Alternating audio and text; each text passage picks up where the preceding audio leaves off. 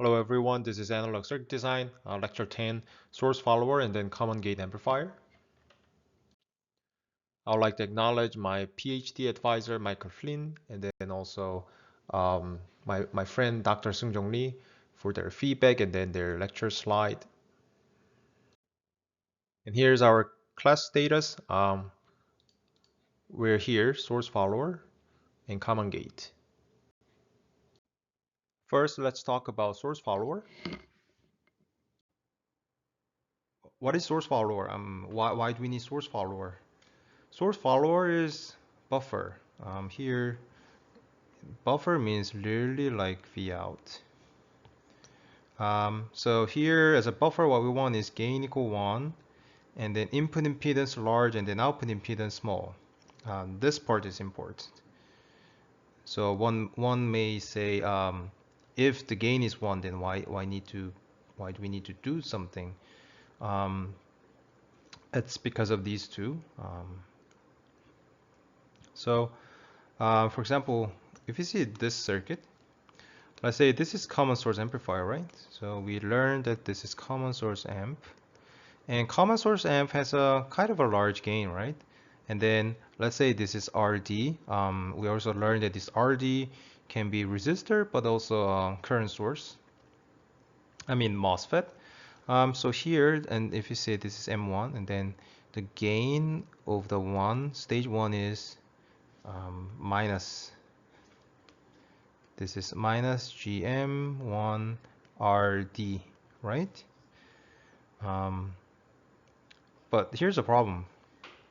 This gain, assuming that we don't have buffer, assuming we don't have buffer, and then it just goes to some, let's say, load. This is our load. We can model some following circuit as load, right? So we have our load. And then assuming that this R load is not that big. For example, RD was, let's say it was 10K, this for example, and then R loads, that's maybe 100 ohm. So what happened actually is that because of this R load, gain is not this anymore. Gain suddenly changes to AV1 bar changes to GM1 RD parallel R load, right? But R load is like 100 times smaller than RD, so it just became like R load. Do we get that high impedance? I mean, high gain? No. This one just literally like 0.0 times. So we can't have high gain. So here's the point. Why can't we have high gain? Because the output impedance was high. So common source amp R out is high. Why? To get a high gain. Problem cannot drive our load. So issue. So we need some amplifier that has this. That's why we need output impedance small amplifier. Because again, here, so amplifier is GMR out, right? And then if we add load, it becomes GMR out. It becomes GMR out R load. So we will see some degradation in gain because of this R load. That's why we want small R out. Doesn't make sense. If you have small R out, small output impedance, then our overall gain will not be degraded by R load. This is important part. And then the next one, input impedance large. This is because, I mean, a common source amplifier has high input impedance. So why? The reason is that this is like exactly same reason for our amplifier GM. So because let's say we have like amplifier and then this is like GM R out, and let's say we got some another stage 2. I mean, let's say we got let's say another stage. This is yeah, just stage 2. Stage 2. The input impedance of this amplifier should be large, because as we said, what happens if our load is small? Small R load will ruin the previous stage gain usually, right? Because let me just draw it like this. Because the next one we will get this like R in, right? Because our gain would eventually change to R out, R in. Because this R in is connected with parallel, we want this R in large, not to ruin the previous stage amplifier. Okay, so that's the reason why. Oh, let's just say that's the reason why we put this buffer stage, and its gain is 1. So in terms of gain, nothing changed, but the output impedance is low. We will calculate the output impedance. I mean R out. R out is low, and then R in is high. Okay, so that's the buffer like requirements here. Input impedance large and output impedance small, and that's what source follower does.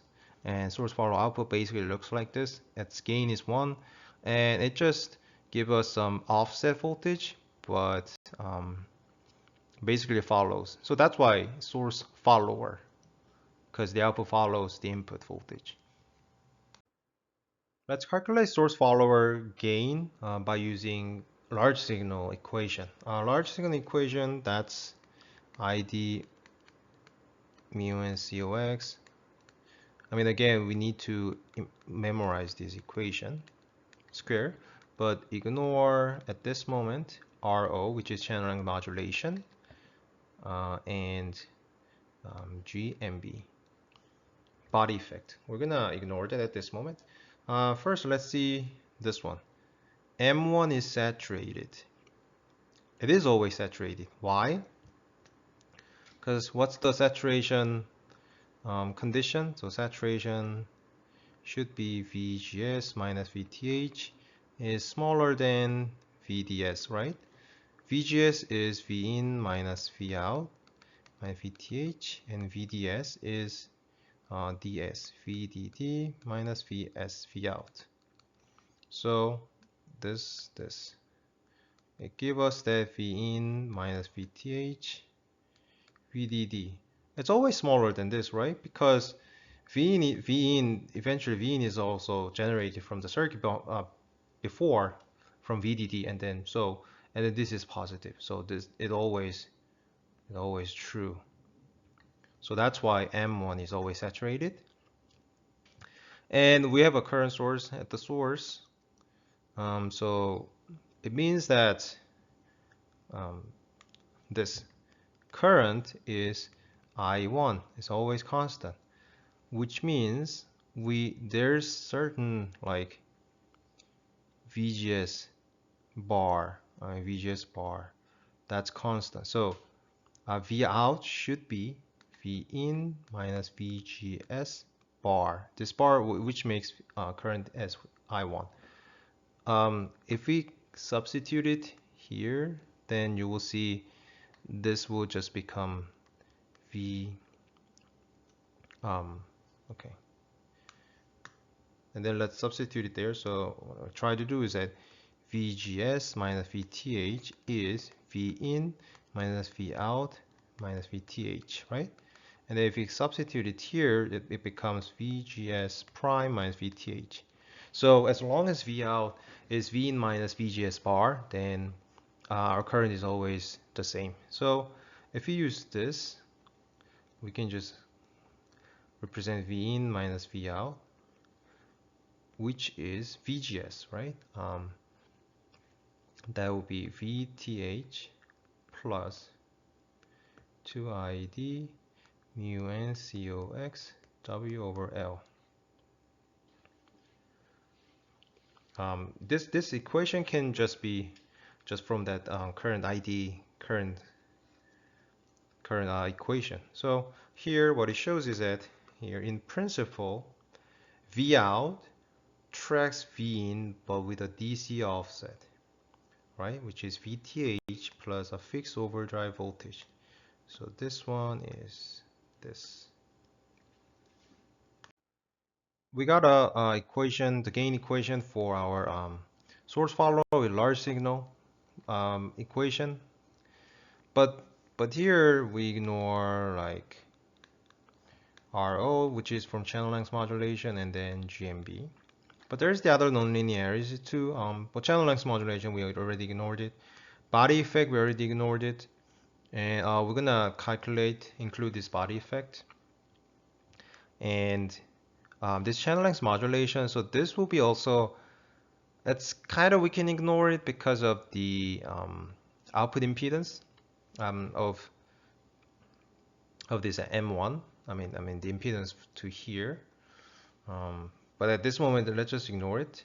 And the other one is I1 output resistance or load resistance. So these two are kind of the same thing. So what it says is, what if there's something like RS? So if there's RS, it will occur our V out as kind of nonlinear. You can also find it in Wasabi textbook. The issue is that basically if you change V in because of this RS, current changes. So as here you see that V in minus V out is constant, which means linear. V out exactly follows V in, but that's when this current source is ideal. If there is some resistance in parallel, it occurs some nonlinearity. That's because if you change V in, the voltage, the current changes, and then this V out voltage changes because of this RS.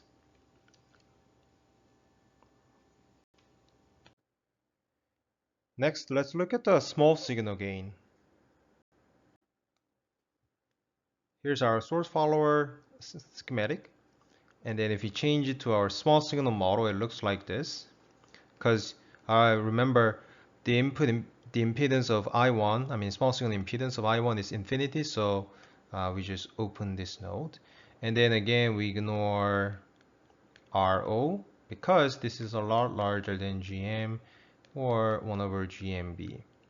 So I just say RO is kind of negligible in our calculation. But here we consider GMB, right? Here we consider body effect, okay?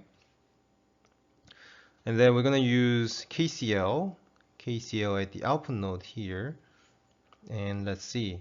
So V in, it is V1 plus V out, right? Because here V in is V in minus V1 minus V out is 0, right?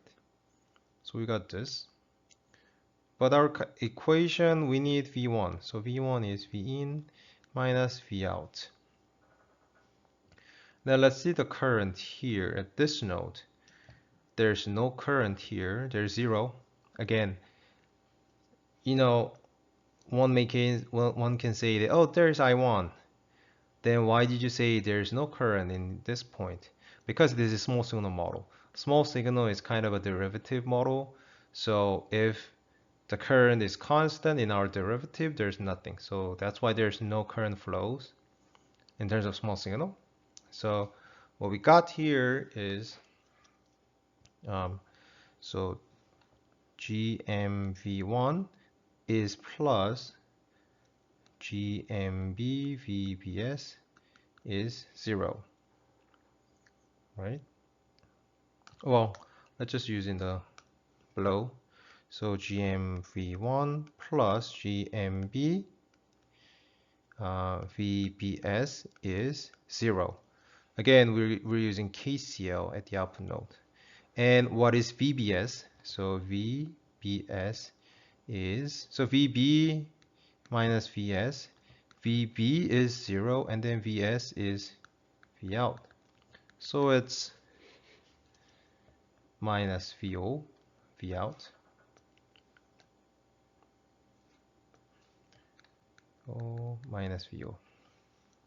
So GM is GM times V in minus VO plus GMB. VBS was minus VO, right? Equals 0. So it becomes VO GM plus GMB is GM V in. So gain AV is V in V out, which is GM and GM plus GMB, right? This is our gain.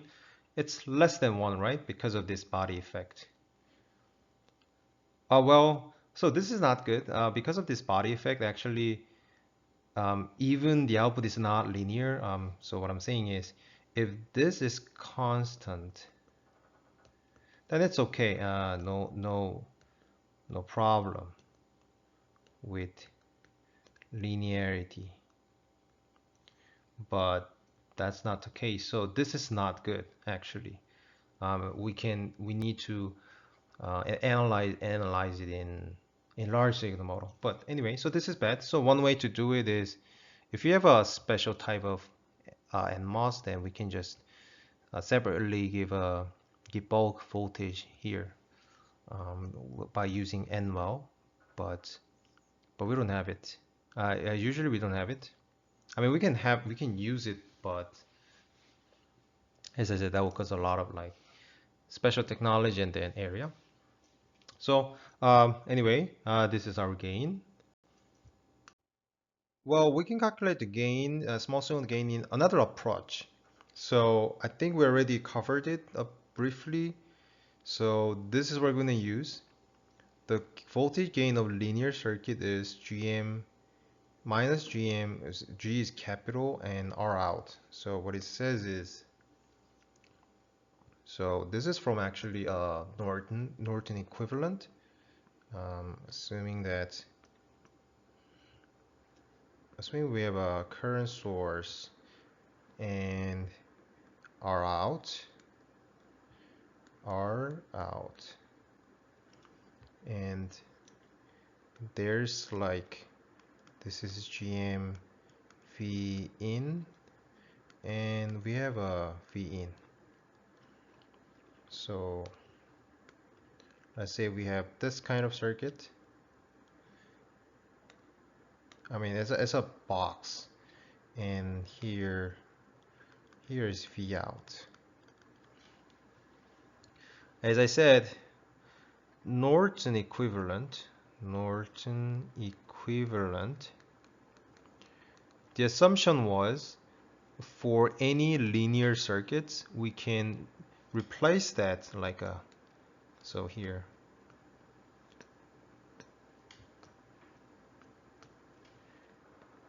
linear circuit, we can replace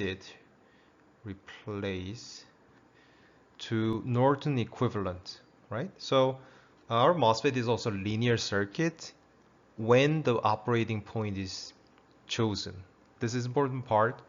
MOSFET is not linear, but MOSFET is linear for a narrow operating point. That's what we're doing, right? In small signal model, we we set the DC operating point and then only get like a derivative of it. So in terms of that, our MOSFET circuit is also linear, so we can model our MOSFET circuit as Norton equivalent. So let's say it looks like this. What's the gain? Gain is, so V out here is minus GM R out V in. So gain is V out V in, which is minus GM R out. So we're gonna use this for our source follower amplifier. And then here, the important point, I think we already also covered it. To calculate R out, short input to AC. It's because um, it's because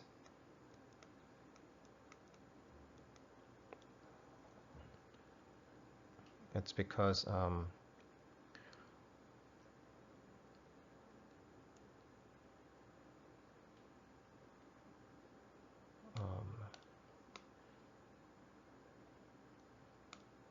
because if we just short this input node, input becomes 0, and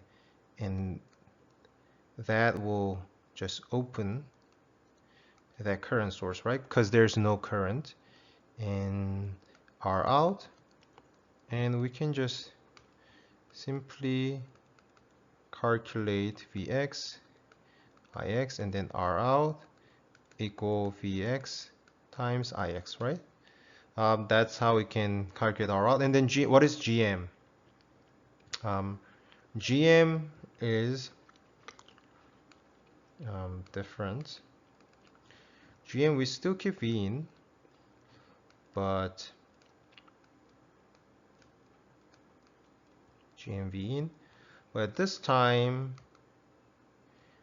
we are going to short V out and then check the current, right? We can measure the current here, right?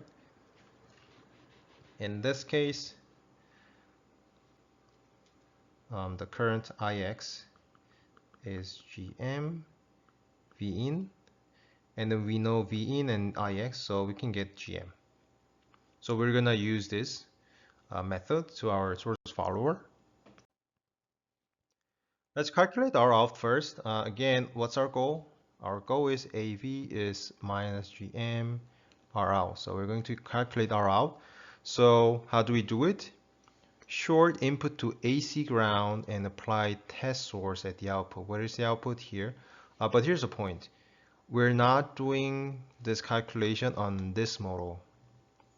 What is this? This is large signal model. We are not going to use large signal model because our MOSFET circuit is non-linear in large signal model. So we have to change it to small signal model. How do we do it?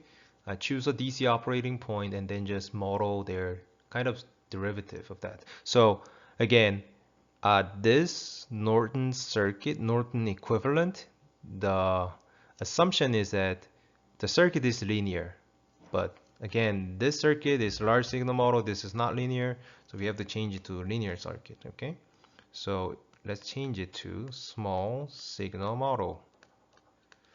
Okay, so here's V in and plus minus V1, and now we're going to take care of, we already take care of it. So GMB VBS V1 GMV1. Here is GMV1, and then this is AC ground. Why? Because VDD is ground in AC. Also, this part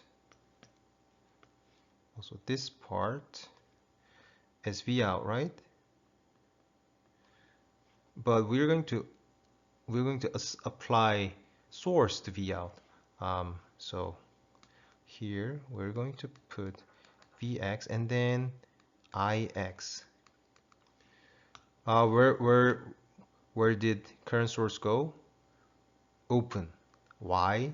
Again, we change it to small signal model. In small signal model, this DC current is open. Okay, so because current the input impedance of the current source is infinite, so it just disappear. So this is it. Oh, and the one thing. So this goes to AC ground because short input to AC GND. So let's calculate it. Let's do some math. I strongly recommend you to do it on your own. But here, let me just do it. So this Ix is minus GMV1 minus GMB VBS, right? Because KCL at this node. Because if current goes here, that's the sum of this, and then minus sign, okay? What is V1? V1 is minus VO, because you see here, 0, V in, V1 and V out. So minus VO. What is VBS? VBS is VB minus VS. VB is 0, and then VS is also VO, V out. So if we just substitute it here, Ix is GMVO plus GMBVO. So R out is Vx Ix, which is 1 over Gm plus GMB. Next, we'll calculate Gm because our goal is minus Gm R out. And again, this is from what? This is from Norton equivalent circuit. And then why can we use it? Because our circuit is linear circuit. Again, why is our circuit linear? Because we're just fix the DC operating point and then just use slope. So GM is actually just very simple. Here, transconductance when output is shorted to ground. So if this is shorted to ground, and this is just GM is just this, because if you just let me just draw it. So here, V in, and so it looks like V in and plus minus V1 and GM V1. We don't have GMB because this is ground, right? This is AC ground, as I said, and so we don't have things here. So the current, and then here's the ground. We don't have GMB, we don't have it. So the just current will be GM V in, right? So our transconductance will be just GM. Simple. So now we got everything, right? What was it? So GM is minus GM, and R out was 1 over GM plus GMB. So our gain is minus GM, which is GM, and 1 GM plus GMB. So we got a same answer. But this part is maybe not kind of intuitive. I mean, what I'm saying is this GMR out approach. But again, I think to understand it better, it's like we are using a Norton equivalent, because we we linearize our MOSFET circuit by fixing the operating point.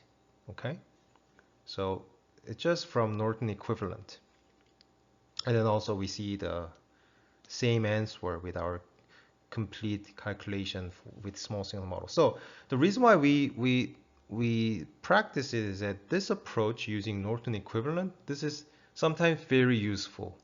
For example, like complicated circuit, rather than just calculate everything, just divide it two, split two calculation in split two, like calculate GM and then R out. That's sometimes easier. So this is a very useful method. So far we studied about source follower as a buffer, but actually it's not a good circuit. Um, I know it has some certain property that it has high input impedance and then gain is 1, and the output impedance is low, but this isn't that good. First, the reason is body effect. What was our gain? So gain was,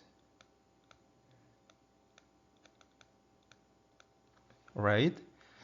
But the problem is we have nonlinearity. This is a huge problem for this circuit. Um, Nonlinear, you may wonder, okay, so our gain is this. Isn't it constant? The answer is no. It's okay. So nonlinearity is nothing to do with the gain. So it's okay. I mean, the gain can be either 0.8 or 0.9 or 1.1. Doesn't matter. What matter is that gain a constant? So is it a constant? What I'm saying is it a constant over, like, so here V in, V out. Like, is this like a straight line? This is important. The slope doesn't matter. Just slope doesn't matter, and then just is this a straight line or not? That's an important, but unfortunately, this is not a constant because of usually this. The our V out changes as our V out changes. V out changes. It give us like VBS change. It give us VTH changes. So it's not linear. VTH should be a constant for our linear operation, but since this value is changing depending on the V in, the source follower is not linear. And then also the other issue could be current source. Current source is usually implemented like this with the MOSFET, but this is of course not the ideal current source. So if it has a finite resistance, its gain reduces. And then also the output resistance of M1, it says it's like here. It's also not good because in like advanced technology, this RO is a function of VDS, which is also not good. So basically, what makes the nonlinearity? So nonlinearity is from non-constant small signal parameters. Okay, this is the like a baseline. So this GMB is not a constant in over the small signal parameters, so that's why it's also nonlinear. And this output resistance RO in advanced is more like nanometer devices. It's like advanced technology. This is also not a constant. It's a function of VDS. So there's tons of things that's not constant in source follower. So that's not good. Here's what we talked about. We don't use it in real application because of the linearity problem. This is huge. And then gain issue. This is also described in Razavi. The source follower suffers from a like low output load. I mean heavy output load. You can also refer to Razavi book. And this one, voltage headroom, this is a problem. This is also a very important one. So let's cover this in our next slide. But here also, well, Razavi book also says but it can also use as a voltage level shifter because it's still like V out is like V in minus V, something like VGS, um, VTH, VOV. So this is actually V overdrive. But um, I'm not sure about this because usually this VTH is not like a constant. It's not well defined. But anyway, this one is important. This one kind of interesting. Let's cover this. Voltage headroom issue. This headroom is one of the most important design factor in analog circuit design. So what it says is, let's say our VDD is 1.0 volt, and then here's 0 volt. It's more like how large can our output be? So it's like, is this the output we can use? Is this one? Or can we use larger one? Of course, this is better, right? This is better because we have larger headroom, we have larger margin. This is a big issue because our supply is only like 1.0 volt or even less in advanced one. Because you know why advanced technology try to reduce their VDD? It's because it will be faster. It's mostly like in digital part. It's faster at low power. So we try to reduce VDD, and that will give analog circuit a huge like difficulties. So let's see here. What it says is, so this X voltage, this X voltage should be, let's say, um, let's say there's a 0 volt. That X voltage, the minimum part should be V in minus VTH. Why? So okay, let me just say it like VGS1 minus VTH. So X should be here, okay? This is X. Why? Because it has to be in saturation.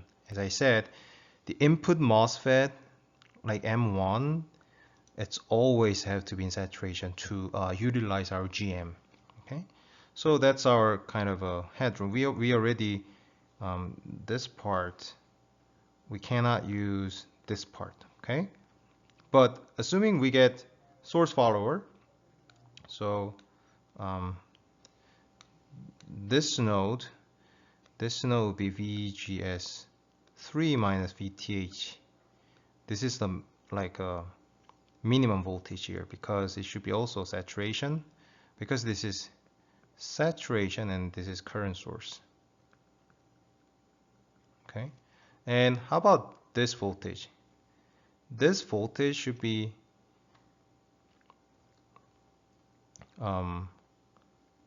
larger than this one, so this should be here. This should be VGS3 minus VTH plus VGS2. Does it make sense? Because here this is VGS2. So it gives us like harder headroom requirements. So let me just draw like this. So it becomes assuming that just assume VGS1 is kind of VGS2, VGS3. So, because here we have one more stacked. So its headroom becomes here. So, and this is VGS3 minus VTH plus VGS2. So now we even cannot use this part. So here, so to summarize it, if we just use this common source amplifier, our X, the voltage headroom, so headroom means like our possible range that this voltage X can have. So now at this point, okay, this is kind of confusing. Let's not use X. Let's just use like this. This part we cannot use it, okay? So X, this voltage was in, if we just use this one, this common source of amplifier, X should be larger than VGS1 minus VTH. And then VGS1 is usually just a fixed value because, you know, this ID and M1, so VGS is a DC value. Again, this VGS1 is DC value that defines this current, DC current here. So this voltage is supposed to be larger than this VGS1 minus VTH, but because of this following source follower, this Vx is also even larger than this VGS3 minus VTH plus VGS2. So it consumes another VGS2, okay? So this is bad for headroom. Next is common gate stage amplifier. This is actually very widely used in cascade amplifier. So let's look into the basic structure. This is how common gate stage looks like. The big difference compared to the other two different amplifiers, which is common source and source follower, is that the common gate stage, the input goes to drain, not to source, okay? And so let's see the benefit of common gate stage. It says low input impedance. So this is kind of confusing, right? In before, what we talked about is that we need high input impedance. This is important. This can be beneficial for 50 ohm impedance matching. We'll talk about it in the next slide. And then the other one is gain. This is also for transmission termination. So this is 50 ohm. And this is important part of cascade amplifier, cascade amplifier. So we're not using amplifier as itself, but we kind of use it in this cascade amplifier. So this is super widely used. And here's a note: input current is provided by, input signal current is provided by input source, not like other amplifier.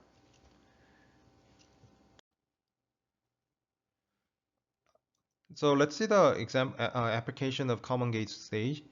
So this figure is brought from Razavi book, and what it does is that there's a impedance matching.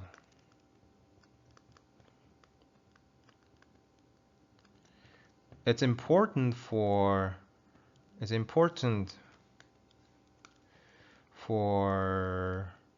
high frequency signal, like 10 gigahertz or some above gigahertz.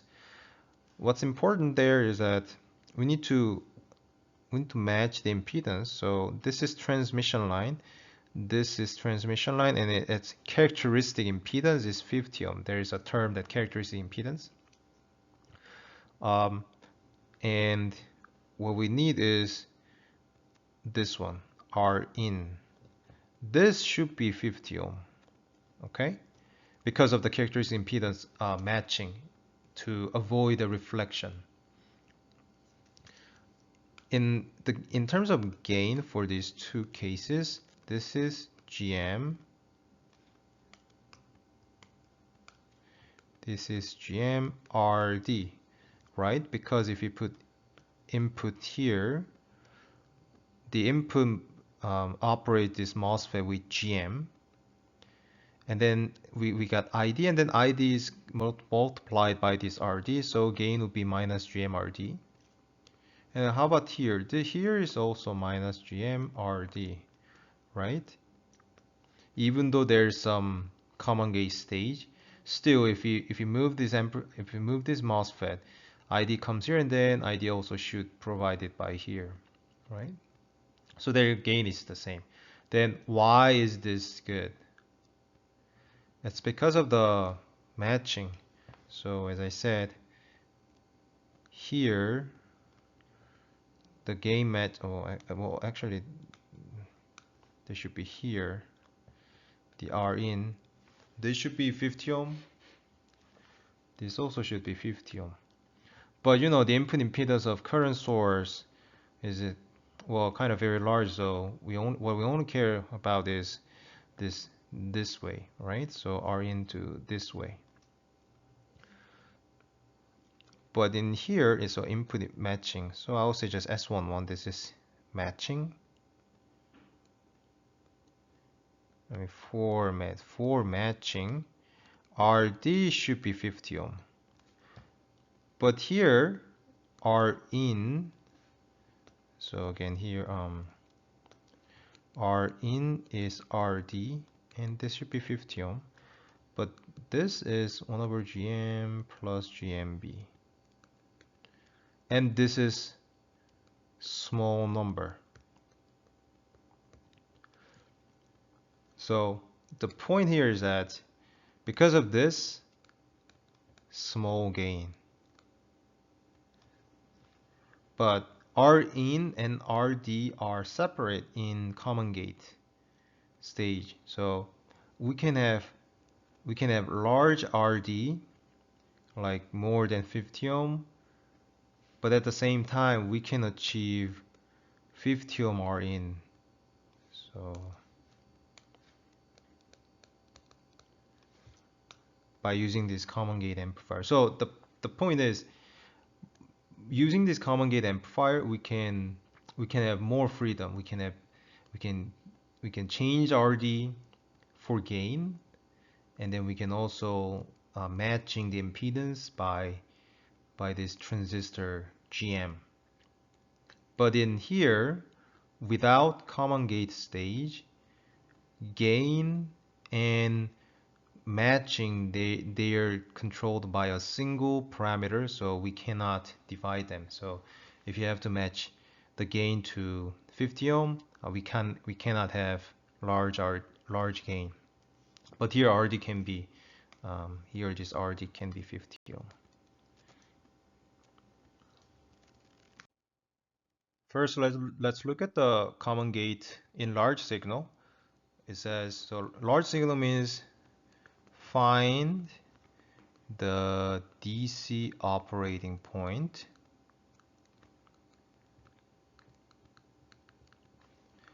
Of course, this should be saturation when we want to operate it, okay? But let's see the V out versus V in graph. So let's start from here.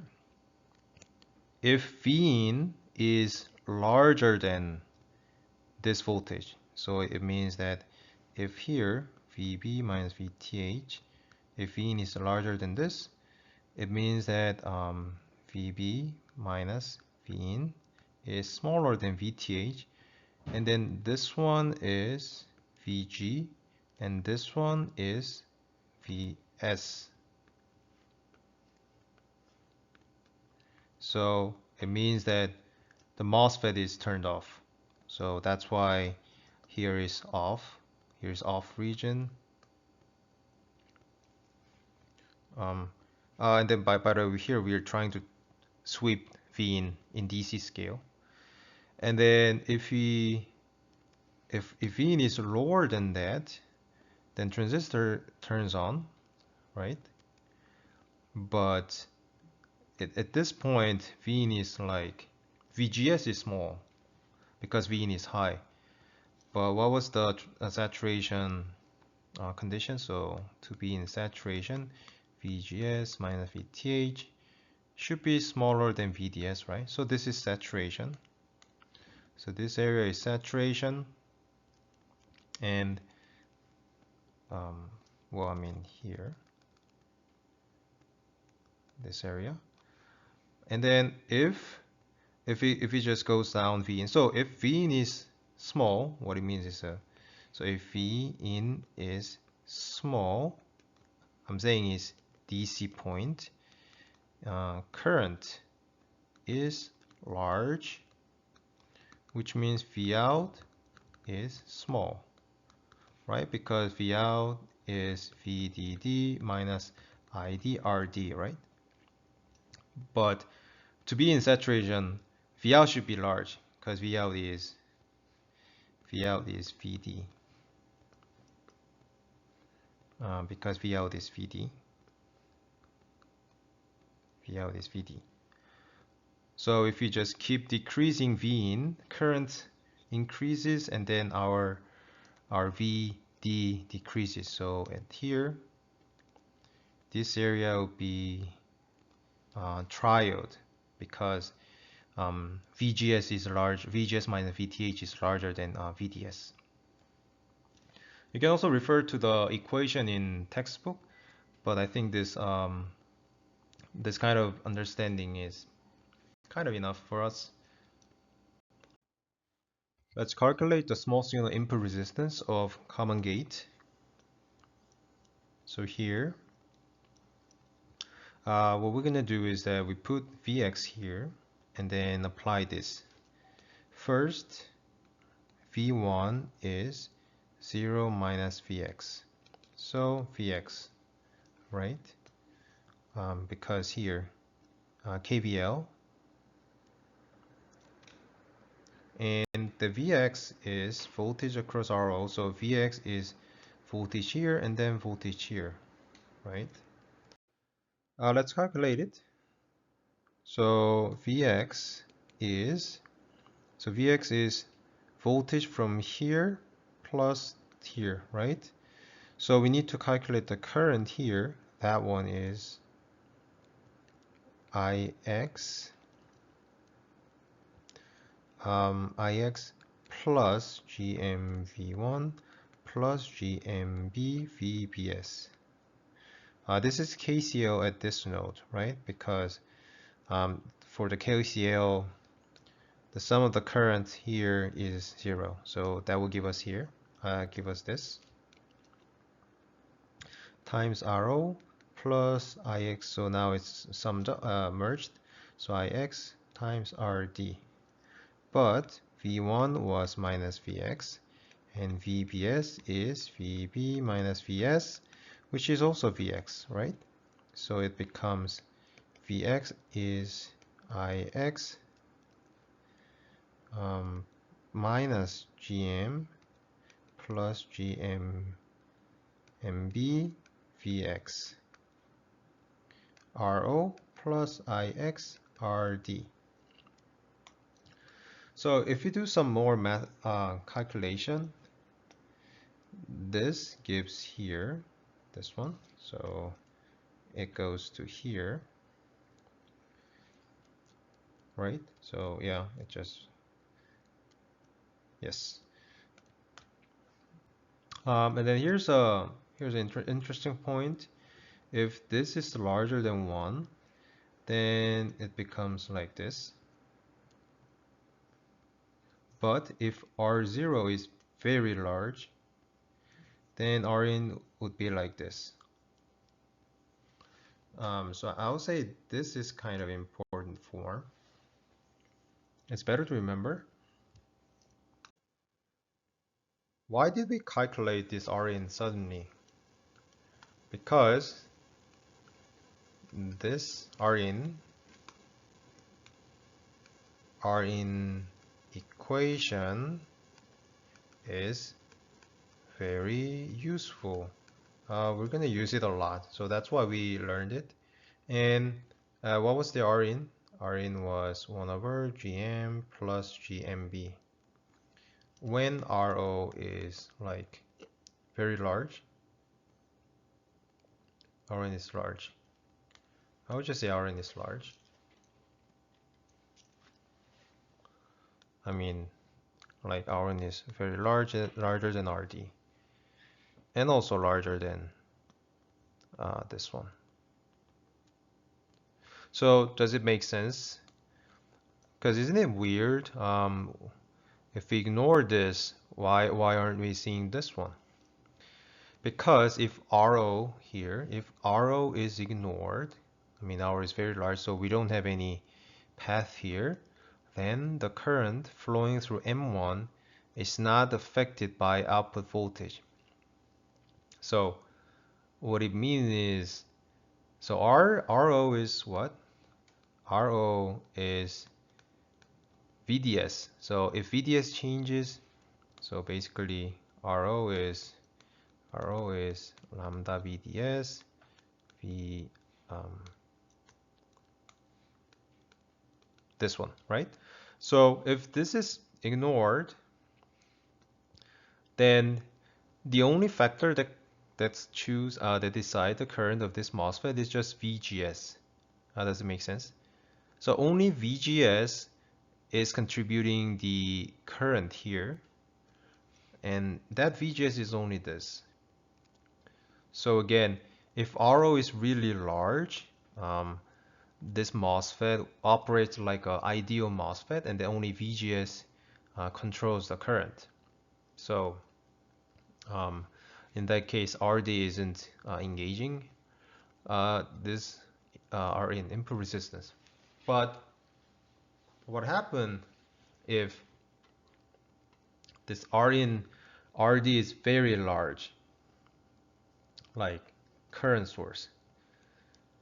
So in that case, it's like a current source. If RD is current source, then Rin is here infinite. Because first of all, you see this relationship is not hold anymore because RD is really large. And so let's say this is current source, then no matter what we try to change the voltage here, the current isn't changing because this is a current source. So I'm saying is, so like for example here,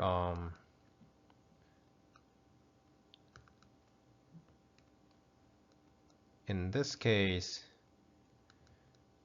if this is current source, so actually R in infinite means it's kind of a current source. So even if we try to change this, try to change here Vx, current doesn't change. So that's why Rin is infinite. Here, let's calculate the small signal output resistance. You may wonder, why do we see a different like circuit? Because what we learned was VB and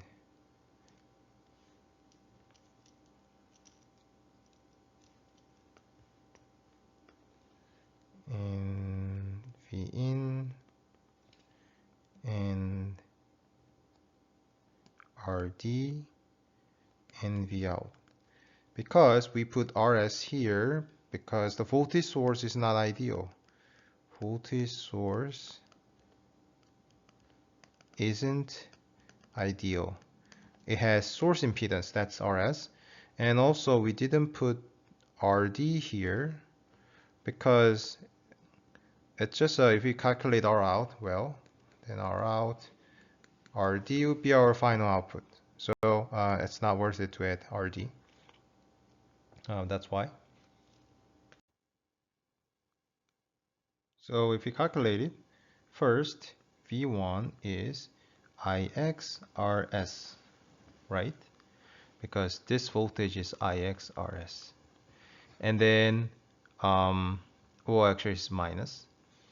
And then IXRS is, I mean, the voltage here is the current flow here plus, current flow here.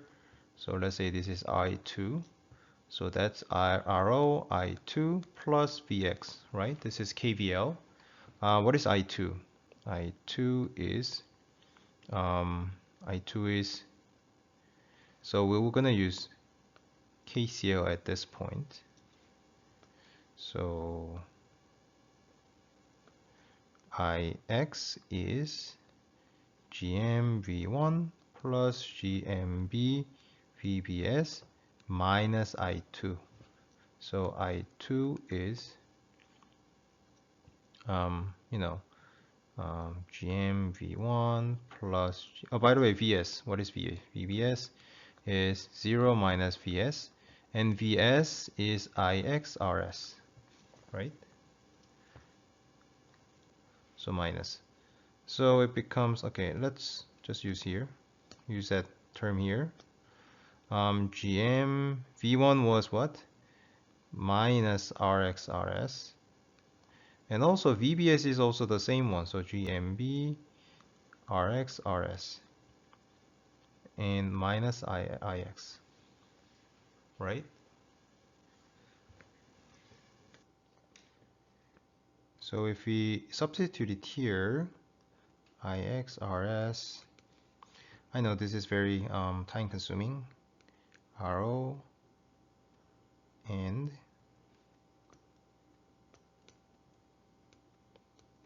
RO times R times GM RS plus GMB RS plus 1 minus IX, right? And plus VX. Okay, so VX is IX RS plus RO plus RO RS GM plus GMB. So our goal is Vx, this one, right? This is R out, which is RS plus RO plus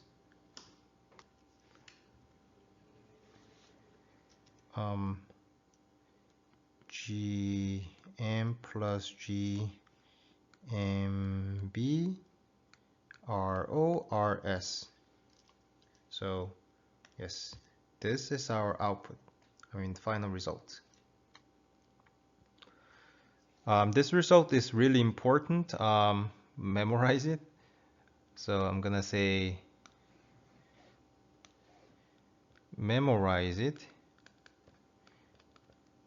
and this will be on our midterm.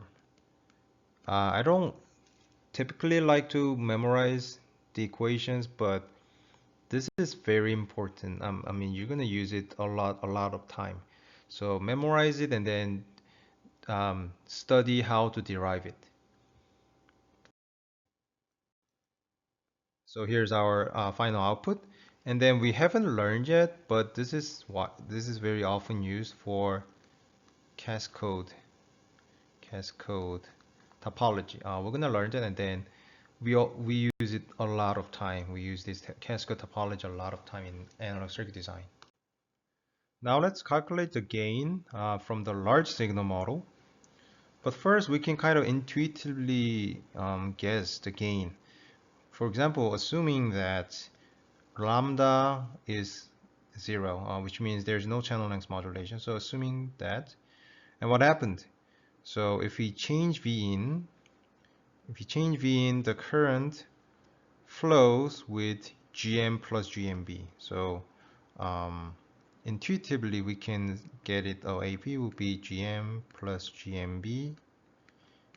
So that's a current, and then the current is multiplied by this RD, right? So this is our result with intuition, and then assuming that there's no RO, and also we note that current is the polarity is important, because if you increase, what happens if you increase V in here? If you increase V in, current will decrease because VGS decreases.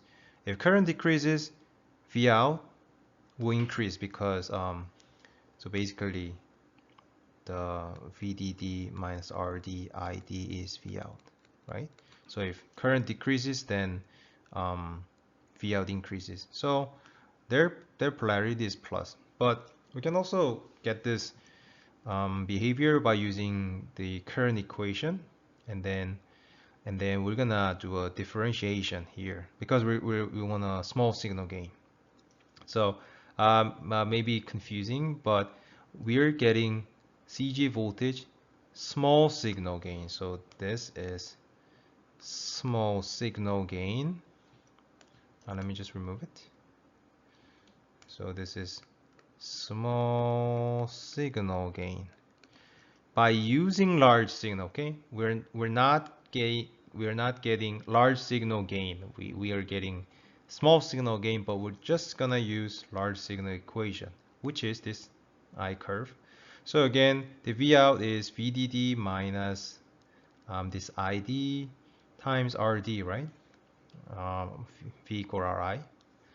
But this is not what we want. This is large signal model equation, but what we want is small signal gain. So to do so, we have to differentiate. If we differentiate our V out over V in, it just looks like this. So we got this equation, right? But we still have this, which is V in is what here? So V in is actually, well, V in is actually Vs, and here the this is body effect. This is body effect, which is the VTH is a function of VSB.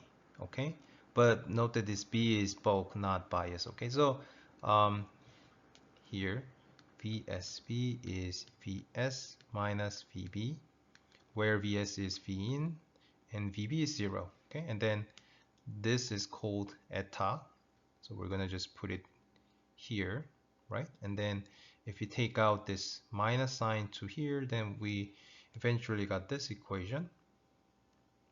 And then it can be like this, because you know this is GM, right? Because you remember ID was 1/2 mu n cox W over L VGS minus VTH square, and GM is VGS. So which is Vn cox WL VGS minus VTH, right? So this will go GM and this will go RD. But what was our like intuition gain? That gain was GM plus GMB RD, which is same here, right? Because you know GMB is eta GM. Once again, as I said, the important part is that gain is positive. As I said, if you increase V in, VGS decreases, current decrease. If current decreases, V out increase. So I mean, try to practice it to get a gain polarity. That's a very useful.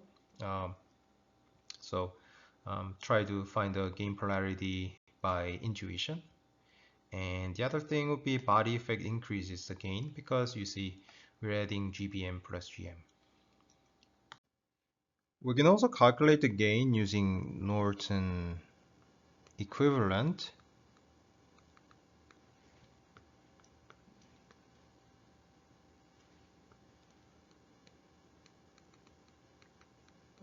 This is we learned here's if it's V in, and then there is G M V in and R out.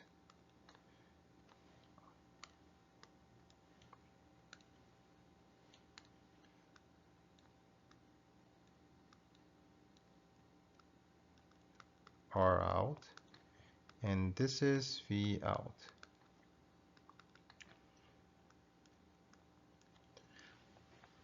So again, what was the gain? So gain is minus GM R out. So we're going to calculate GM and R out. So first, let's get a R out. But in this case, what we did was we short input. So we short V in, so it will be like RD.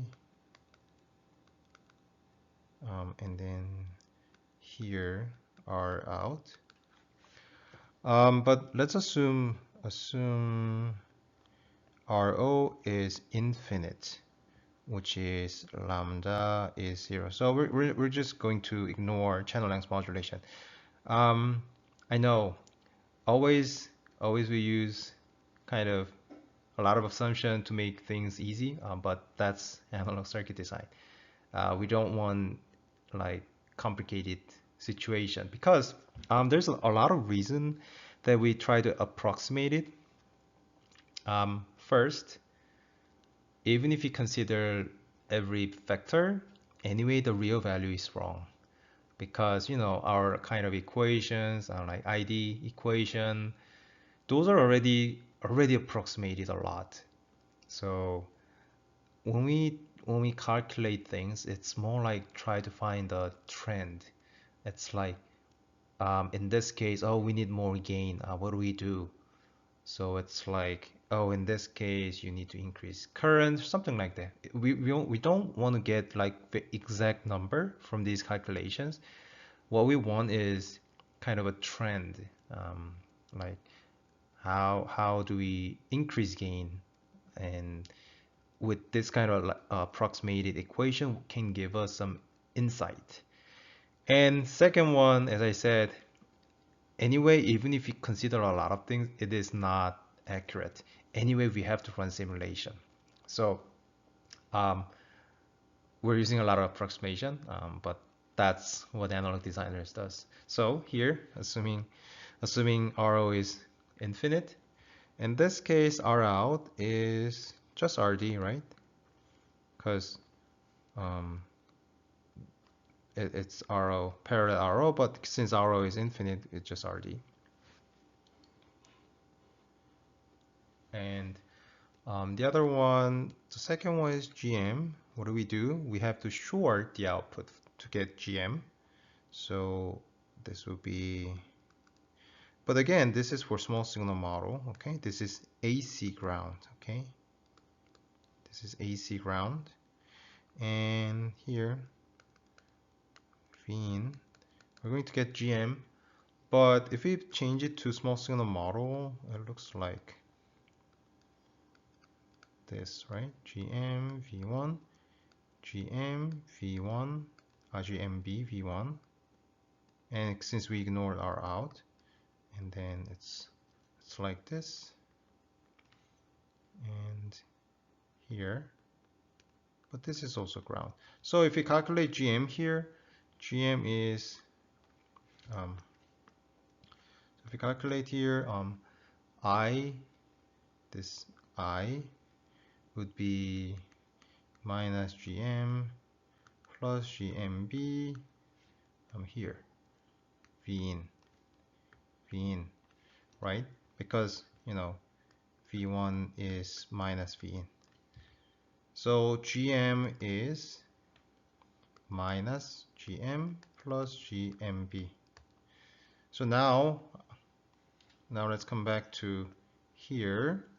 So our final output would be GM plus GMB. Our out is RD. This is the other way to calculate the gain. And then the example of common gauge stage. We already actually covered it, but I think it's good to repeat it. Why do we need, how can we utilize this common gate amplifier? We already talked about it, but let's just look at it again. So as I said, for RF application, this may be 50 ohm, but we want a matching, right? Matching. So RD must be 50 ohm again, but V out is VDD minus ID RD. But RD is really small, so gain is just GM1 times RD. So very small gain. So 50 ohm is really small value. Um, this is not good because this gain is too small. Again, why does this happen? We need matching. First, we need matching. To do matching, so usually this transmission line, the characteristic impedance is 50 ohm. So the input impedance to look at here should be 50 ohm too. So RD has to be 50 ohm, and then 50 ohm is really small value, and so our gain is really small. Now let's use common gate stage to compensate the issue, which is low gain. So we put common gate stage here, and then again the input impedance here Rin should be 50 ohm, right? What was the problem before? In previous slide, because we didn't have this common gate stage, this RD has to be 50 ohm, but our gain is actually gain is actually it's minus GM1, which is 1M1, GM1 times RD. So this RD is problem, but in this case, the Rin is 1 over GM plus GMB, and it's easy to achieve 50 ohm because this is small value. So first we achieve the input impedance matching. Now we can just get RD large because we already because